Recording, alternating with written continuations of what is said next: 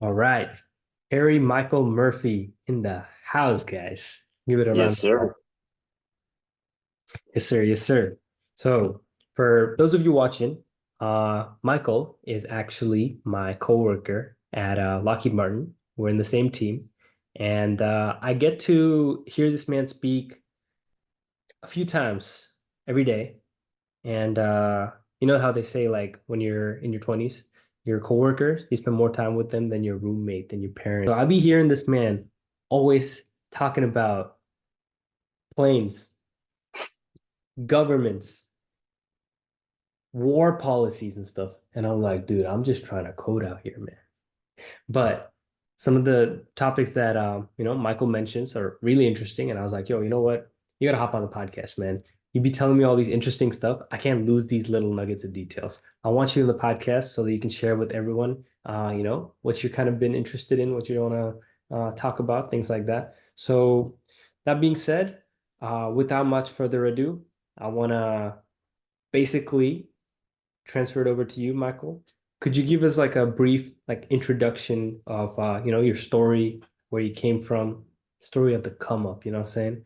And Sure.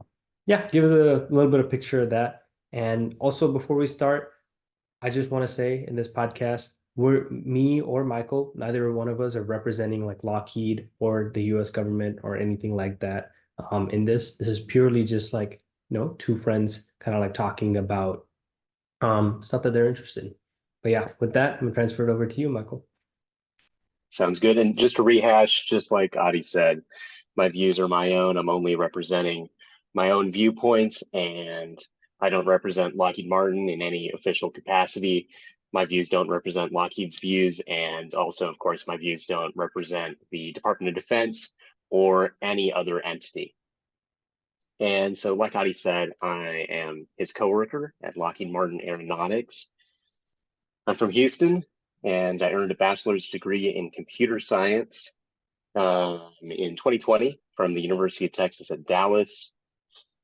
What else? I've always loved fighter jets. Fighter jets and aviation are a huge interest of mine.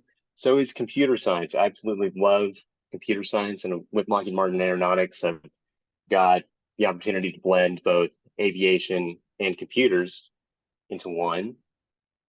And like Adi said, I'm also passionate about geopolitics, keeping America safe, keeping our allies safe, and trying not to screw it up. Try not to screw it up. Fingers crossed. Right. It'll be Um, okay.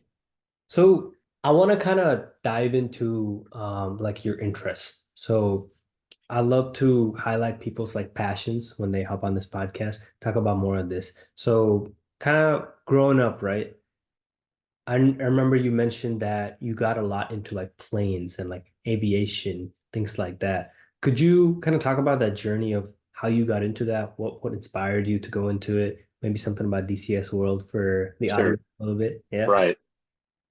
Sure. So I guess, probably like a lot of boys, I thought fighter jets were really cool.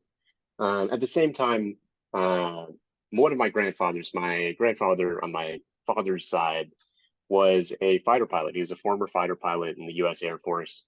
He flew the F-86 Sabre and later the F-100 Super Sabre. And so he was a huge inspiration for me, and I guess kind of shaped that part of me and my interest in fighter jets.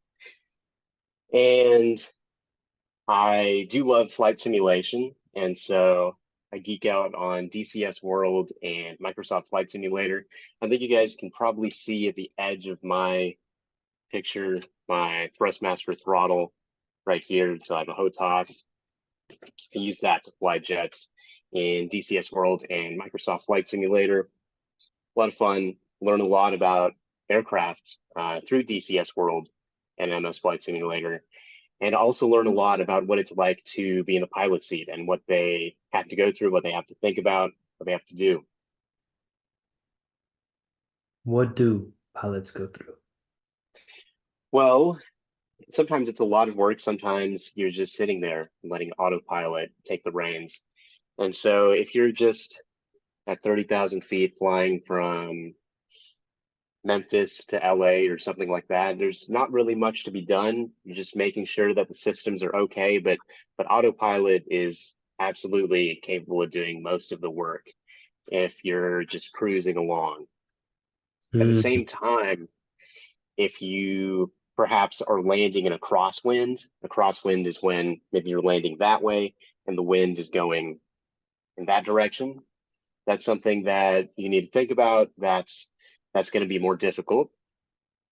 And there's kind of a practice and kind of you got to have a touch for it to land in a big crosswind. At the same time, if you're a fighter pilot or otherwise a military pilot, if you are in a threat environment, a combat environment, then you might have surface to air missile launches. You might have air to air missile launches. You need to pay attention to that. Pay attention to whoever's on the radio. Pay attention to your radar if you have a radar. Pay attention to your radar warning receiver, and make sure that you don't get shot. dude, the world of flights, like always, I felt like there's so many people that are like so passionate about it. And like there's always everybody has that dude on their Instagram. There's just like, oh dude, I'm getting on the Boeing, whatever, whatever number. And then like another flight, another flight. Their whole Instagram is like flights. And then there's some people who even have a YouTube channel, Michael. But there's so many people who are like super interested in this topic. And it was always like really um kind of fascinating to learn more about that. But with that being said, you also said another interest of yours is like geopolitics and kind of learning about what countries are doing, how the power structures of like the world operate, things like that. So I guess my opening question is China. China. What do we think about China? So I'm going to open with two caveats. Number one, any Hmm. information that we're sharing in this podcast is going to be already public and unclassified. And number two, we want to make sure that just to make a distinction, when we talk about China, we're talking about the Chinese government. Chinese people, super cool. And this discussion is about the Chinese government. So the Chinese government is a communist dictatorship. I think that anyone interested in the truth would agree that, the Chinese government has a very different way of doing things from our country, from the United States of America, from a whole lot of countries. And I think something that many Americans don't understand, some do, but some don't, is that the Chinese government is a genuine threat to our freedoms in the United States. The Chinese Ministry of State Security, which is basically the Chinese KGB, is attempting to interfere in United States elections. Um, Obviously, we hear about hacking, we hear about propaganda. At the same time, also, there was a person running for representative, I believe in New York, and he is/was a Chinese dissident. He was at the Tiananmen Square massacre in, I believe, 1989, and then became a refugee in the United States. And he ran for representative, and the Ministry of State Security basically messed with the people around him to try to stop him from winning that election. And they succeeded. The MSS prevented this guy potentially from being an elected representative. Hmm. And so the Chinese government is attempting to reduce our rights as Americans. And furthermore, outside of the United States, Xi Jinping, the dictator of China, has said openly that he wants to be able to take over Taiwan. So, really quick speed run over simplification of China and Taiwan. Mhm. Um, Basically, the Chinese Civil War happened.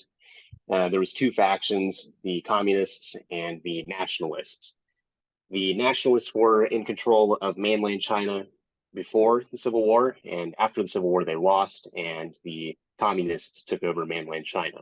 The nationalists fled to Taiwan. And so, because of this, Taiwan is technically called the Republic of China, or ROC. And the official name of mainland China is the People's Republic of China, or PRC. And so the PRC is a communist dictatorship, and the Republic of China, or Taiwan, is a progressive democracy, um, almost the opposite. And the People's Republic of China, the government is very interested in essentially conquering Taiwan and potentially forcibly unifying the two Chinas.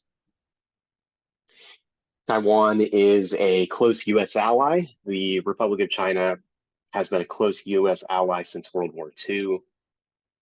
PRC, not as much. At times, the United States has been closer with China when China was not friends with Russia, but times have definitely changed. Hmm. And so with China, they are a significant threat to the United States and a significant threat to our ally Taiwan. And also, furthermore, Taiwan is very important to the globe because of their chip manufacturing. Basically, if you conquer Taiwan, you control the world's computers. And so China could potentially have a lot of control over the world's computer systems by taking over Taiwan. Hmm. So you're saying that if China takes over Taiwan, basically like every single device that we're using, like this MacBook, like phone, um, like even any kind of manufacturing device, things like that, a lot of them have these semiconductors. And Exactly. we if a foreign government takes over the, control of these machines, then maybe they might be able to artificially like jack up prices, or it would be like a controlled like market. So we won't be able to like grow things in like a free market kind of way if, China takes over Taiwan. Exactly. And we have to keep in mind that when it comes to computer chips, that's necessary for everything from cars to cell phones to fighter jets to manufacturing lines. Hmm. In 2024, basically everything that we rely on needs computer chips.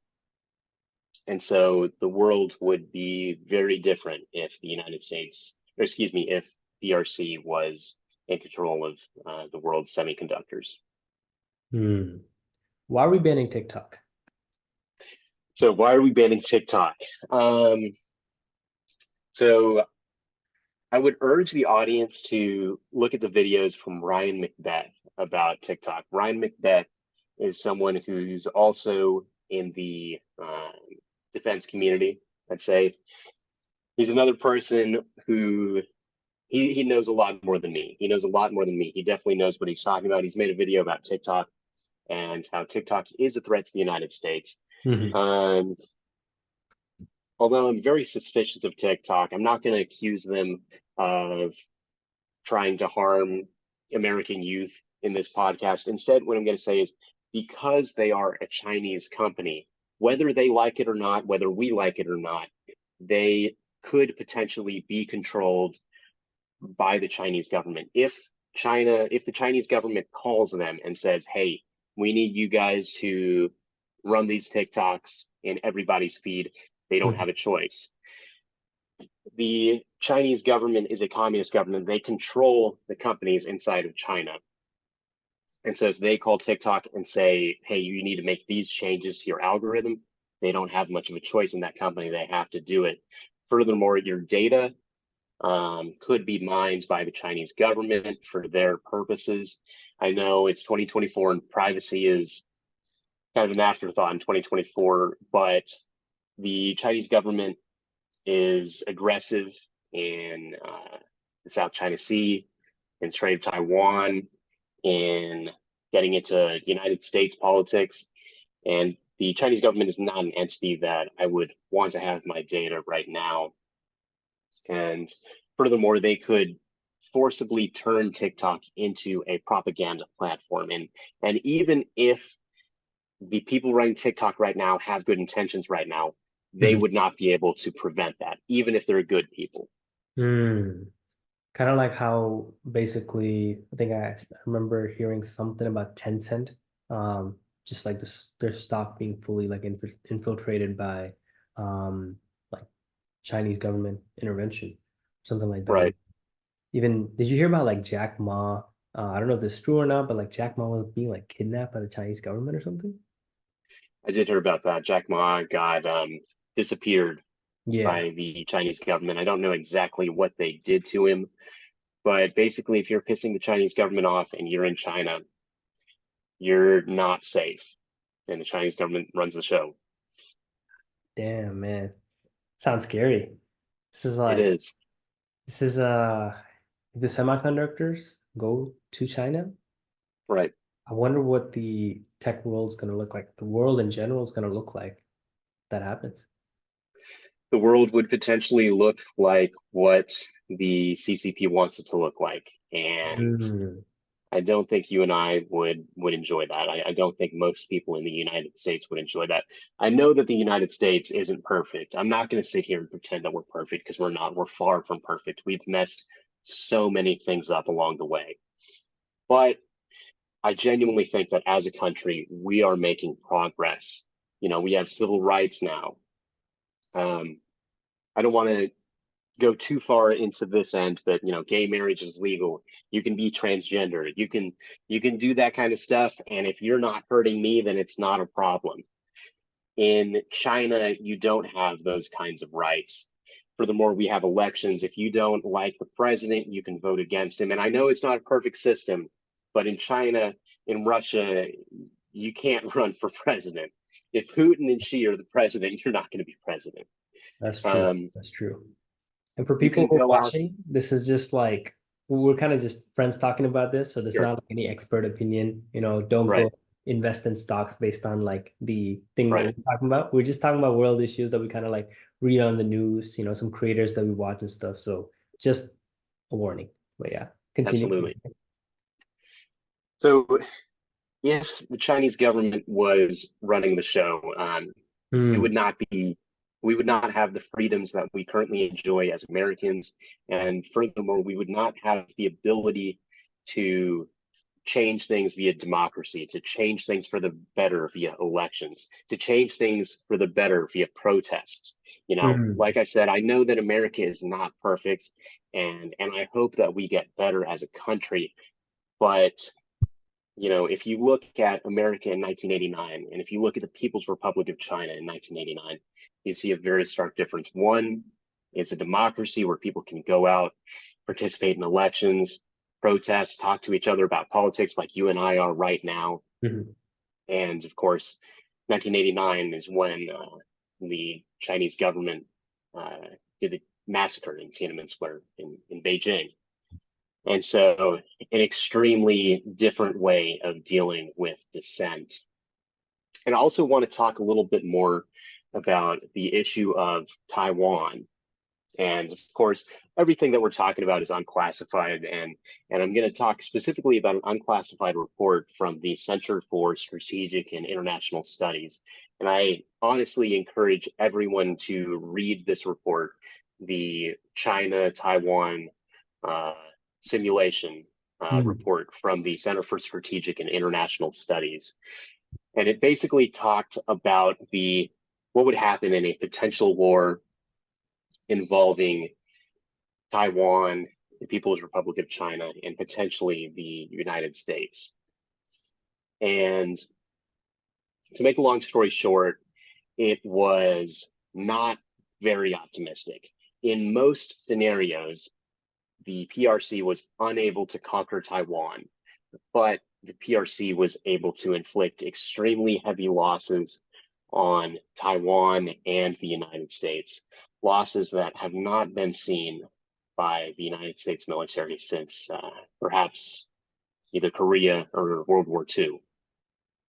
Potentially, the U.S. would lose two supercarriers in a naval engagement Hmm. involving Taiwan and the PRC. And of course, war with China is neither inevitable nor preferable nor unavoidable. War with China can and should be avoided. When I go to work, my goal is to avoid war with China. My goal is to not have war with China. And the work that I'm doing, the work that Adi and I are doing, is helping to prevent war with China. And so Hmm. the goal of the United States Department of Defense right now is deterrence. And like I'm saying, this is my view. Our goal is deterrence. Our goal is to peacefully ensure that China does not want to try to invade Taiwan because it wouldn't be successful. It wouldn't work. Trying Hmm. to use force to reunify China would not work. And we want to prevent war by making sure that China knows, hey, don't try this, don't invade Taiwan because it's not going to go well. That makes sense. And and the thing is, weapons are not good. War is not good. But the big problem right now is that if Taiwan was to say, hey, no more weapons, if the United States was to say, we don't want to have any more weapons, then Xi Jinping would probably very quickly invade Taiwan. We would have a war if we disarmed ourselves. And because we have weapons, because we work with a fellow democracy, Taiwan, we currently don't have a war. And we need to continue to have a strong deterrence and continue to have a good dialogue with both Taiwan and the People's Republic of China to ensure that we're not going to have a war. Because a war between two global superpowers, both of which have nuclear weapons, would would not be acceptable to anyone, would not have acceptable losses. And of course, in the Center for Strategic and International Studies report, they did not um, simulate the use of nuclear weapons. In my personal opinion, perhaps it's optimistic. I don't think that nuclear weapons would be used. Maybe I just have too much faith in people. I don't think that nuclear weapons would be used in the conflict. I certainly hope not. But even if it stayed conventional, the losses would be extremely severe and would we'd want to avoid that, certainly. For sure. That makes sense. China, China and US relations are not the best right now. And the thing is we gotta try to make sure that we tread the peaceful path for, whatever, however long that we can, because that's what's important, Cannot Absolutely. enter another proxy war like We don't want to. Yeah. any of the past ones and like risk a lot of, money and welfare of people, things like that. But Right. on a lighter note, on a lighter note, I want to ask you actually some questions regarding NATO. So maybe NATO is Okay. on a lighter note, but I want to talk about more specifically kind of like the jets that we have. Let's say Okay. let's say we do go to war. All right, simulation, right? Okay. Now let's talk about like planes. So what kind of planes do we have? What are some of the best ones? For example, an audience person watching this probably doesn't know anything about Sure. planes and what exactly an F-35 is, stuff like that. Sure. So what are some jets that are there and what do they specialize in? What's cool about them? All right. So you mentioned the F-35, so we'll start off with the F-35. This is a little foam F-35. And the F-35 is the world's most advanced multi-role fighter. And of course, everything that we're going to be sharing is already public, unclassified, and also just our opinions. So the F-35 is an extremely advanced stealth fighter. There's three variants. There's the A variant, which is kind of like the base model. The only thing that it has that the others don't is it comes with an internal 25 millimeter gun. There's the B variant, which is capable of landing vertically. And so the Marines like that. Uh, Singapore also likes that. And then there's the C variant, which is exclusively used by the United States Department of the Navy. and it's capable of taking off from aircraft carriers. So the F-35 is a stealth fighter. It's extremely difficult to detect on radar, and it's multi-role, meaning that it's excellent at both air-to-air and air-to-ground combat. So it can shoot air-to-air missiles at other aircraft, and also it's capable of dropping ordnance onto the ground. And it's capable of doing this with extreme precision using the electro-optical targeting sensor. The EOTS is not on this little foam thing, but it would be somewhere around here. Hmm. And EOTS allows the jet to be stealthy and also to make sure you're hitting the right people with the right stuff, and So is do this like that a very, laser? very accurately. This is like a laser Yes, shooting out? exactly. Okay. Uh-huh. Yes. So it's a little silly. You saw Top Gun 2, and Maverick and friends were in F-18 Hornets, and they were saying that the F-35 couldn't do the job. The F-35 absolutely is able to do the job. And in my opinion, the F-35 would have been perfect for that mission, but instead they chose the F-18 because the F-18 was better for them to film in. And that makes sense. Also, the F-35 is overpowered. If they used F-35s, they wouldn't have needed much screen time. They would have just gone in, uh, dropped the bombs on the bad guys, and then gotten out and then rolled the credits, and then they wouldn't have much movie. Michael's a big F-35 fan, clearly. I'm a big F-35 fan. Okay. I know it's not perfect. I'm not going to pretend it's perfect, but it's a good jet, and it's expensive, but for what you're getting, it's a solid bang for your buck. That makes sense. All right, so after the F-35, I'll bring us to the first ever fifth generation fighter, the other American fifth generation fighter, the F-22 Raptor. So the F-22 Raptor, besides potentially being the best looking airplane in the entire world, it is a very stealthy air superiority fifth generation fighter. So like the F-35, the F-22 is very, very difficult to detect on radar. The F-22 currently only has one variant, and perhaps I shouldn't even say currently, it's probably only going to have one variant ever.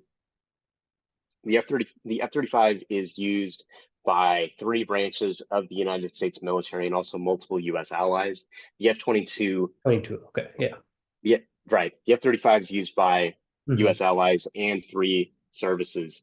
Uh-huh. The F-22 is used exclusively by the United States Air Force, and it is federal law that the F-22 will never be exported to any country ever.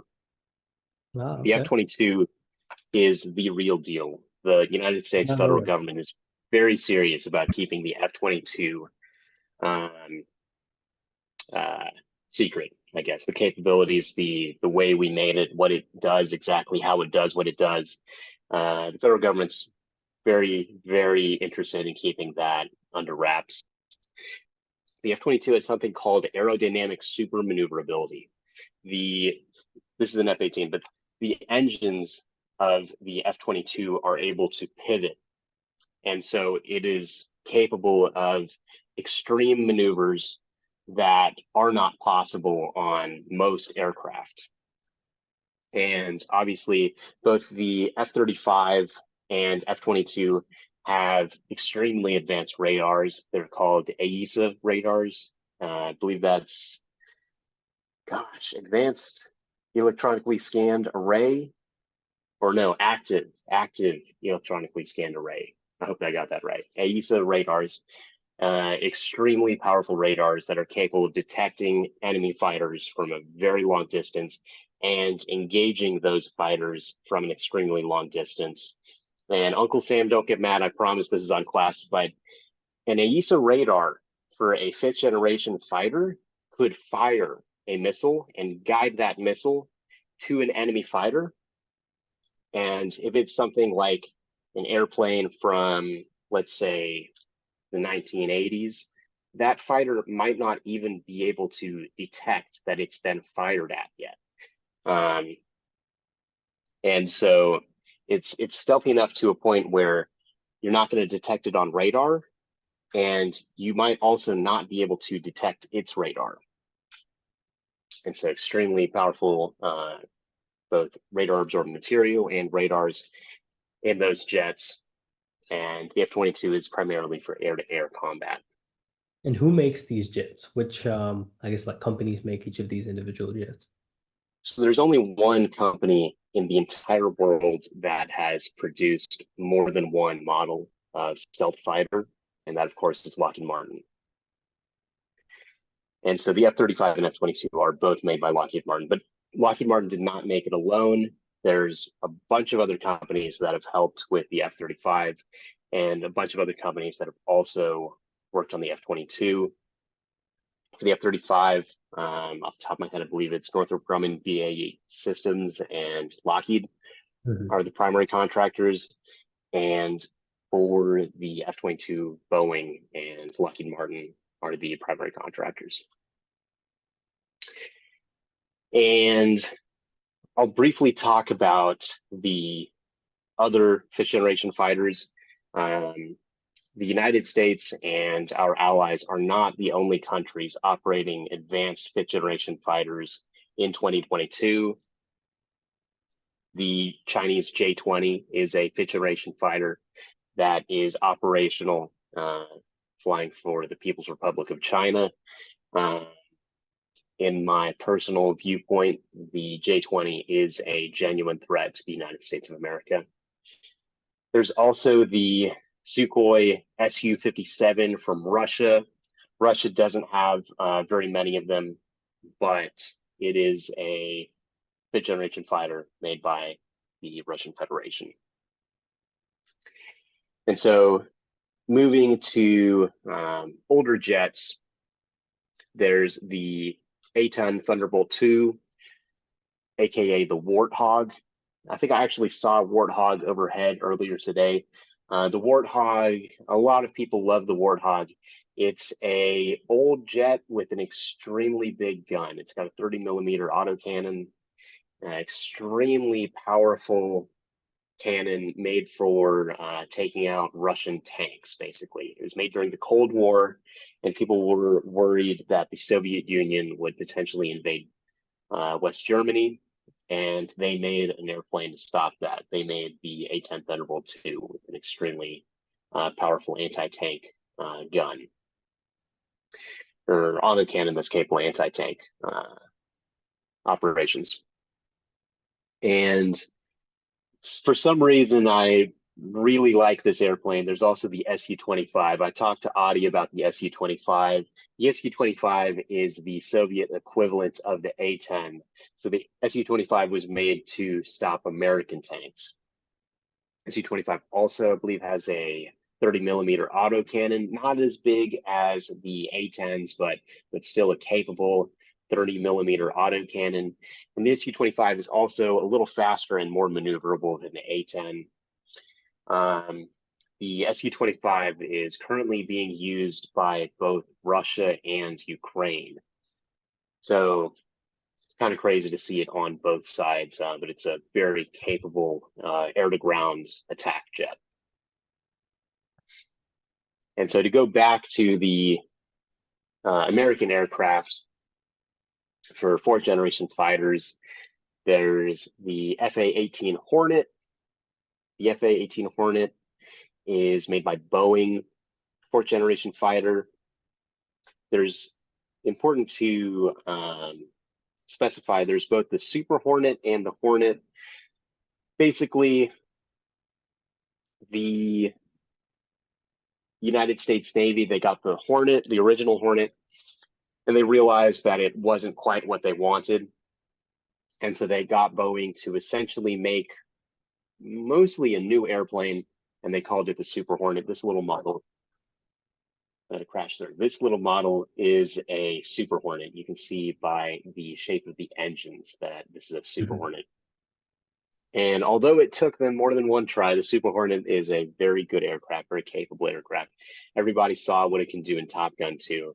It's capable of both dogfighting and precision bombing.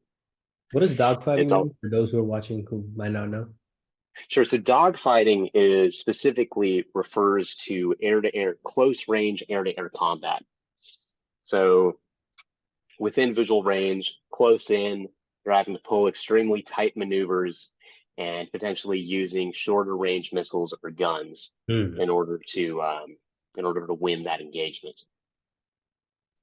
In 2024, what's more likely in a great power conflict is beyond visual range combat. So in 2024, what's more likely is fighter pilots would use very powerful AESA radars, or potentially not AESA radars, other radars. For the US, probably AESA radars to fire off extremely long range missile shots. And Hmm. just like it sounds with beyond visual range combat, it's so far away that you can't visually see the other aircraft. And so when we talk about these fourth generation fighters, these are fifth generation fighters, these are fourth generation fighters. So fifth generation means it has stealth, and among other capabilities, it has sensor fusion. So we talked about the sensors, the radar, the EOTs on the F-35. It's got others too. And it's able to fuse this sensor data and package it up. And so the pilot very easily, immediately knows what's going on in the battle space. Fourth generation fighters also have sensors, but they don't have that level of sensor fusion. Um, some of them may have quality radars, but they don't have that same level of sensor fusion. Also, they don't have stealth like the fifth generation fighters have. But stealth is potentially the biggest thing separating fourth generation and fifth generation. And it's a very big deal that these guys, very difficult to detect on radar, extremely difficult to detect on radar. Hmm. Stealth is basically a plane's like ability to not be detected and just fly without other people knowing, right? Exactly. And this is a little bit of a fun fact. The seminal research paper on the possibility of stealth, the what they called radar cross section, Hmm. was actually made by Soviet scientists. And the Soviet Union was like, huh, that's interesting. We're not really that interested in it. And someone at Skunkworks saw a translated version of that paper and was like, holy crap, we can make a stealth aircraft. Hmm. I remember I think learning about like the Cold War, the stealth was huge, and It's the United States was flying missions over like Moscow and other places in Russia using stealth jets, and I think the Soviets were a little mad about That's that. not something that I've heard of, but I know we have done a lot of spy plane operations. Hmm. Um, and also we had, the first ever operational stealth aircraft was the F-117, the original F-117 Nighthawk. And Hmm. for a long time, the United States Air Force and Lockheed would not even acknowledge that it existed at all. Hmm. And some people, it's such a weird looking aircraft that some people would think they saw a UFO, and the U.S. Air Force couldn't correct them. They just had to ignore if anybody was talking about UFOs or weird looking planes, or even the possibility of a stealth fighter for a long time. But I'll move on past the F-18, which is used by the United States Navy and Marine Corps. I don't have a model for the next one or a picture of the next one, but also there's the F-16. The F-16 is another Lockheed Martin aircraft originally made by General Dynamics Fort Worth, which was bought by Lockheed. F-16 is a multi-role fighter. It was originally made for close-in dogfighting. Originally, it was made to be a very, very maneuverable, lightweight fighter and to be the king of dogfighting. And while it still excels at dogfighting, in 2024, it's mostly seen as a multi-role aircraft, so capable of air-to-air, air-to-ground, doing whatever it needs to do, whatever you need it to do, potentially taking out surface air missile sites, anything that you need the F-16 to do. And the F-16 is also used by a large number of U.S. allies. Hmm. NATO, speaking of NATO, NATO heavily, heavily uses the F-16. The F-16 perhaps is like the M1 Grand. A lot of U.S. allies have used the M1 Grand, and And I'm not going to, once again, not perfect, not going to sit here and pretend that things are perfect. The M1 Grand has not been used for good times or for good every time the trigger has been pulled. But sit here and imagine what the world would be like without the M1 Grand. If it wasn't for the M1 Grand, we might be speaking German right now, and we would not be having a good time. It's a And so scary the time to think F-16, about. that would be an extremely scary thing to think about. The F-16, widely used by U.S. allies, multi-role Mm. fighter, fourth generation, and also used by Taiwan. Taiwan has the V variant of the F-16, which has been upgraded to an AESA radar. So extremely powerful radar, somewhat comparable to the F-35's new radar. It's a very powerful radar in the new variant F-16s and used by U.S. allies and the United States Air Force. That makes And I sense. think the Navy has, I think the Navy might have a couple for training also. And I believe only one F-16 has ever been shot down in air-to-air combat. Really? And yes, only one. Only Wow. one F-16 has ever been lost in air-to-air combat. So it's got a very good record. It's a very good jet. In Huh. fact, I'd encourage anyone who's interested to, if you're on YouTube, look up Package Q Strike. I think I already showed Audie. I think I already just shoved my phone to Audie and said, "Look at this."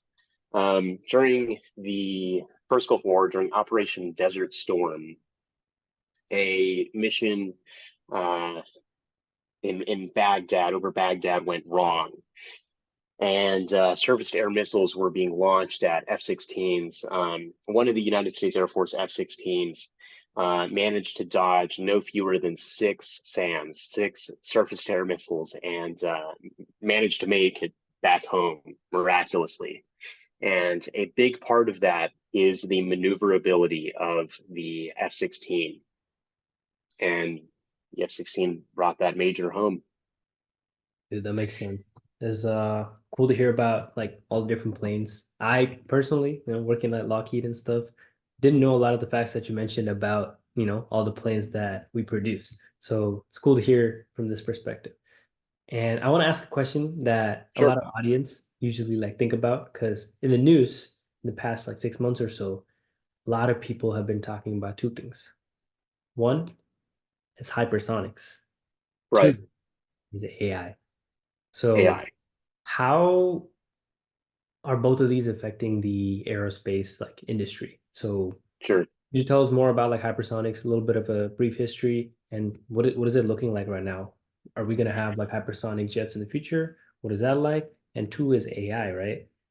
There's so many pilots who fly planes and stuff like that, but AI is kind of like taking over. So what would that look like for the, aerospace industry? Sure. So once again, everything that I'm saying on class already public.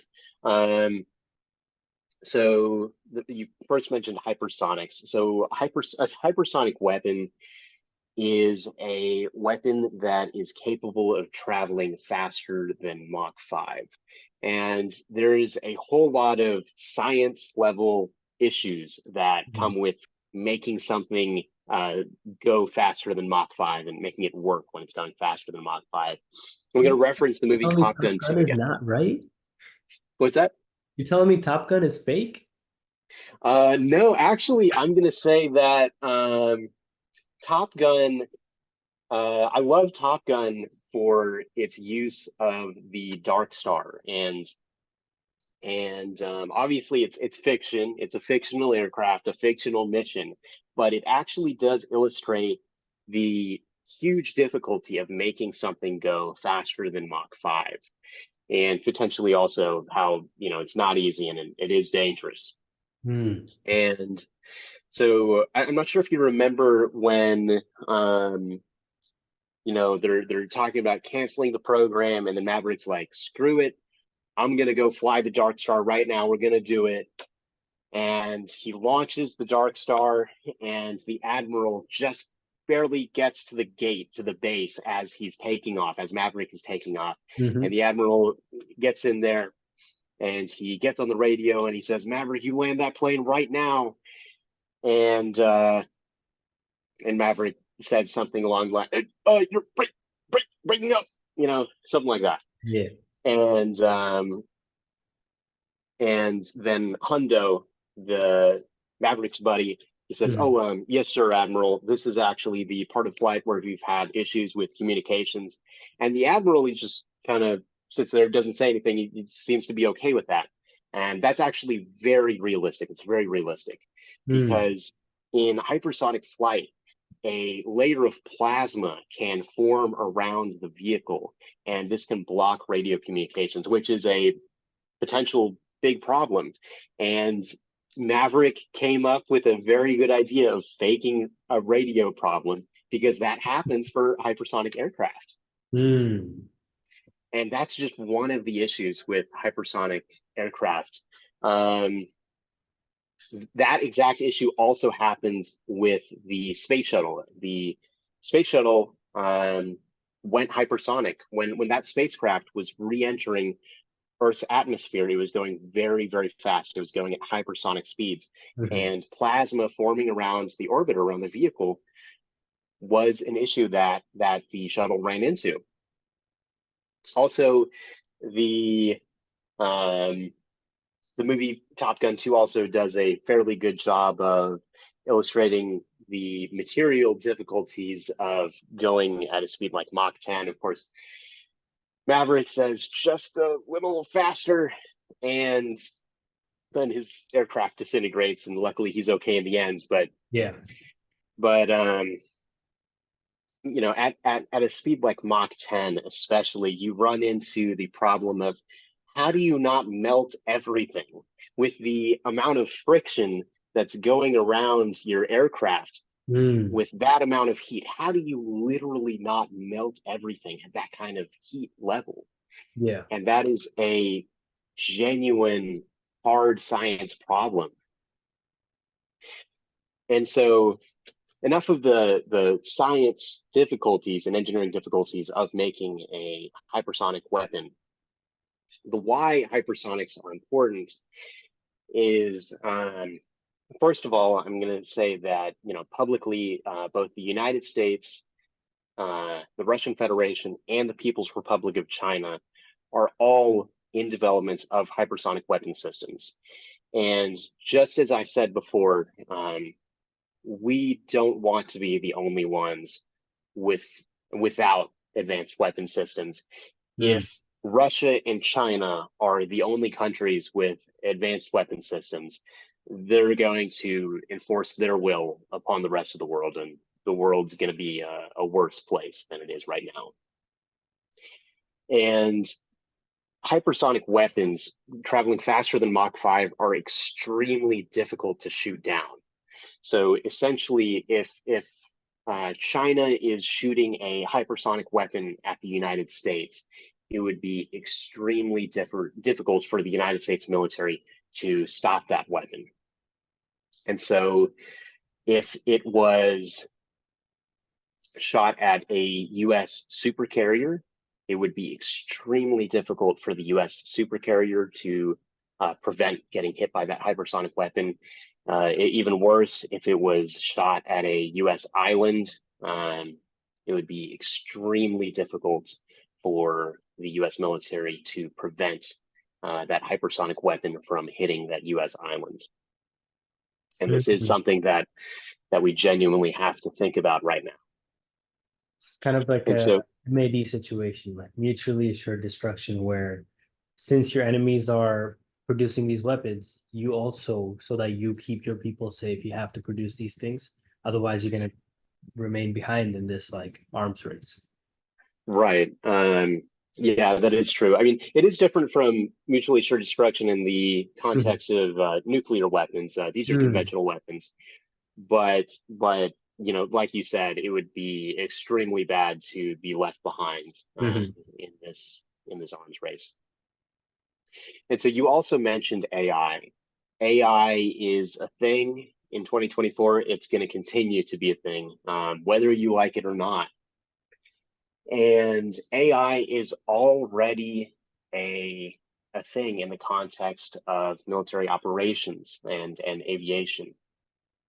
One of my very good friends, one of my longtime friends, recently published or co-authored. He co-authored a research paper with the U.S. Air Force Research Lab on talking about the ethics around usage of artificial intelligence in aircraft control, and highly encourage people that are interested to read that paper. And we talk about AI, and AI is already being used in weapon systems. When we look at aircraft like the F-35 and aircraft like the F-16, we already have AI. An example would be auto GCAS, short for Automatic Ground Collision Avoidance System. Auto GCAS is an AI in those jets, which basically prevents student pilots from crashing. The U.S. Air Force had a extremely bad problem where when they were training their new pilots to learn how to dogfight, the pilot sometimes would pull a large amount of G's during maneuvers and then pass out from high G's. It's called G lock, G-induced loss of consciousness. Mhm. And so the pilot is unconscious and their airplane is heading toward the ground.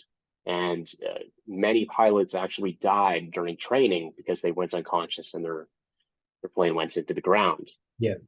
Auto GCAS is made to solve this problem. Auto GCAS detects like, hey, the pilot's not doing anything. They must be Mhm. unconscious. This plane is about to hit the ground, and it will pull the aircraft up and prevent the pilot from Mhm. crashing and dying, and save the pilot's life. And I believe already Auto GCAS has saved either 12 or 13 pilots' lives. It's genuinely out there saving people's lives already. And this is artificial intelligence at work. And this is one of those ones where it's easy, clear cut saying it saved these pilots' lives. This is a good thing. But hey, that's artificial intelligence in a fighter jet. And I know this is an F-18, but I'm talking about F-16s here. Um, Artificial intelligence saving lives in a weapon system, essentially. There's also the Aegis weapon system, which is used by the Navy to shoot down cruise missiles, shoot down ballistic missiles. Um, Aegis uses AI um, and successfully shoots down threats to keep the fleet safe. And that's another example of AI already being used in weapon systems. And, You think we'll at the same have pilots in 20 years? pilots in 20 years, personally, I do. Personally, the pilots don't like UAVs. Pilots really don't like UAVs. Mhm. Pilots like being in their pilot seat in the cockpit, Mhm.